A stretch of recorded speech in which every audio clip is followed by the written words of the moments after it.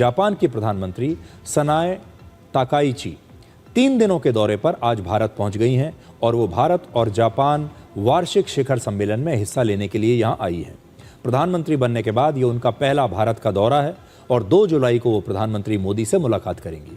भारत और जापान के बीच चिप की सप्लाई चेन को ज़्यादा सुरक्षित और मजबूत बनाने, AI के क्षेत्र में सहयोग बढ़ाने और क्रिटिकल मिनरल्स में साझेदारी बढ़ाने जैसे कई महत्वपूर्ण मुद्दों पर चर्चा होगी। भारत और जापान के जो रिश्ते हैं काफ़ी अच्छे माने जाते हैं, पुराने समय से ही बहुत दोस्ती रही है और जब से प्रधानमंत्री मोदी सत्ता में आए हैं तब से जापान के साथ भारत की नज़दीकियाँ और भी ज़्यादा बढ़ गई हैं। लेकिन जापान शुरू से ही काफ़ी समय से भारत का दोस्त रहा है। जापान आज दुनिया की 4थी सबसे बड़ी अर्थव्यवस्था है, लेकिन पिछली 2 सदियों में जापान ने कई उतार चढ़ाव देखे। इसलिए आज मैं आपको जापान की कहानी सुनाना चाहता हूं जो शायद आपको नहीं पता होगी। उसके लिए आपको जापान के इतिहास में जाना पड़ेगा। आज अच्छा मौका है, आपको ये इतिहास की जानकारी देते हैं जापान ने कैसे अपनी नीतियों को बदला, अपनी रणनीति को बदला, जिससे हम भी सीख सकते हैं। इसलिए अब हम आपको जापान के समुराई से आर्थिक सुपर पावर बनने का इतिहास बनाते हैं। कहाँ वो समुराई से उन्होंने शुरुआत की थी और आज वो इतने बड़े फाइनेंशियल पावर हैं। कई सदियों तक जापान पर चीन का बहुत ज़्यादा असर रहा। चीन की संस्कृति, चीन की लिपि और शासन व्यवस्था का जापान पर गहरा असर था। जापान उसे फॉलो किया करता था। लेकिन समय के साथ साथ जापान ने अपनी अलग पहचान बनाई।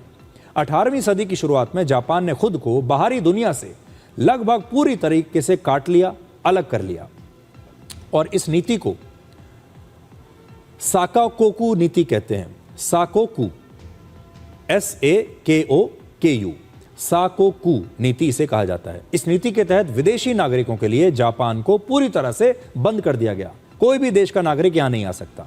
व्यापार पर बहुत सख्ती से नियंत्रण रखा गया और सिर्फ कुछ चुनिंदा देशों के साथ ही जापान सीमित व्यापार किया करता था। एक तरीके से जापान दुनिया से अलग थलग रहना चाहता था। लेकिन 19वीं सदी के मध्य में सब कुछ बदल गया जब वर्ष 1868 में जापान में मेइजी रेस्टोरेशन हुई।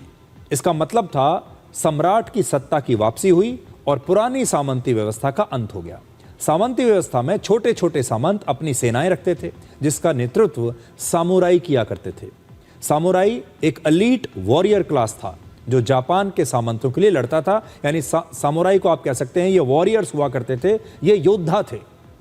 वर्ष 2003 में एक फिल्म भी आई थी बड़ी मशहूर जिसका नाम था द लास्ट समुराई और इस फिल्म में इसी समुराई समुदाय के योद्धाओं के बारे में बताया गया था। आपने शायद इस फिल्म के बारे में सुना होगा, बहुत लोगों ने देखी भी होगी, द लास्ट समुराई। इस फिल्म के कुछ हिस्सों की शूटिंग जापान में भी हुई थी। जापान में जब नए सम्राट का शासन फिर से शुरू हुआ तो वहाँ की नीतियाँ बदल गईं और जापान ने पश्चिमी देशों की टेक्नोलॉजी, शिक्षा, सेना और इंडस्ट्री से सीखना शुरू कर दिया। उस समय वहाँ ये कहा जाता था कि पश्चिमी ज्ञान लो लेकिन जापानी आत्मा को बचाओ। इसके बाद जापान एशिया का पहला देश बना जहाँ औद्योगिकीकरण यानी इंडस्ट्रियलाइजेशन हुआ और सिर्फ कुछ दशकों में ही जापान ने अपनी अर्थव्यवस्था और सेना को बहुत आधुनिक बना लिया। इसकी ताकत का सबसे बड़ा सबूत वर्ष 1905 में लोगों ने देखा जब जापान ने युद्ध में रशिया जैसी पावर को हरा दिया। रशिया को हरा दिया 1905 में। कई सदियों के बाद पहली बार ऐसा हुआ था जब किसी एशियाई देश ने किसी यूरोपीय शक्ति को युद्ध में हराया हो। 1930 के दशक में जापान ने विस्तारवाद की नीति अपनाई। उसने ताइवान पर कब्जा कर लिया, चीन पर भी हमला किया और उसके मंचूरिया इलाके पर भी जापान ने कब्जा कर लिया।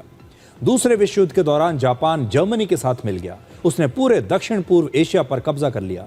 जापान की सेना अंडमान के द्वीपों तक पहुंच गई हमारे यहाँ भारत में और भारत में मणिपुर तक घुस गई। लेकिन यह ताकत ज्यादा दिन तक नहीं चली। वर्ष 1945 में अमेरिका ने जापान के 2 शहर हिरोशिमा और नागासाकी पर परमाणु बम गिराए और फिर जापान को हार स्वीकार करनी पड़ी। दूसरे विश्व युद्ध में हारने के बाद जापान ने नई नीति अपनाई, फिर से चेंज किया अपने आप को और फिर यह लोकतांत्रिक देश बन गया। उसने पुरानी सैन्यवादी सोच को छोड़ दिया और इकोनॉमिक नेशनलिज्म यानी आर्थिक राष्ट्रवाद को अपनाया। जापान के संविधान में आर्टिकल 9 जोड़ा गया जिसमें युद्ध का त्याग करने की बात कही गई। कहा कि हम अब किसी के साथ युद्ध नहीं करेंगे, हम युद्ध को त्याग देंगे। जापान ने परमाणु हथियार बनाने और अपने देश में रखने पर पूरी तरह से पाबंदी लगा दी।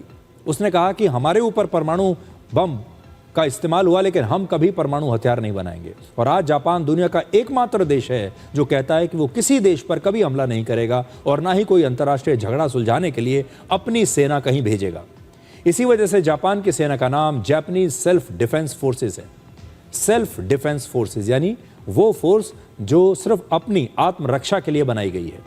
इस नीति की वजह से जापान ने कुछ दशकों में ही कमाल कर दिया और दुनिया के सबसे अमीर देशों में जापान शामिल हो गया। आज जापान दुनिया की चौथी सबसे बड़ी अर्थव्यवस्था है और इसकी अर्थव्यवस्था 416 लाख करोड़ रुपए की है। इसलिए जापान से बहुत कुछ सीखा जा सकता है। जापान के प्रधानमंत्री अगले 3 दिन तक यहाँ रहेंगी और ये अच्छा मौका है जब हम आपको जापान की अलग अलग कहानियाँ बता सकते हैं। जापान, आज का जापान कैसे बना, और इससे आप बहुत कुछ सीख सकते हैं। वैसे तो आजकल न्यूज़ चैनल्स पर आपको काम की खबर देखने को मिलती नहीं, लेकिन एक समय था जब यूपीएससी की तैयारी करने वाले छात्र, बड़े बड़े कॉम्पिटिशन्स की तैयारी करने वाले छात्र, स्कूल और कॉलेज के जो छात्र हैं, वो करंट अफेयर्स की जानकारी के लिए, इतिहास की जानकारी के लिए न्यूज़ चैनल्स देखा करते थे।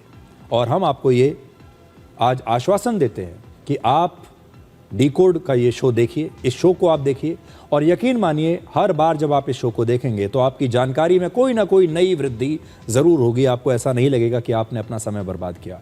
ख़ास तौर पर जो हमारे जेन ज़ी के दर्शक हैं, ख़ास तौर पर हमारे जो छात्र दर्शक हैं, वो अगर डिकोड देखेंगे तो उन्हें ज़रूर अपने परीक्षा में इसका लाभ होगा।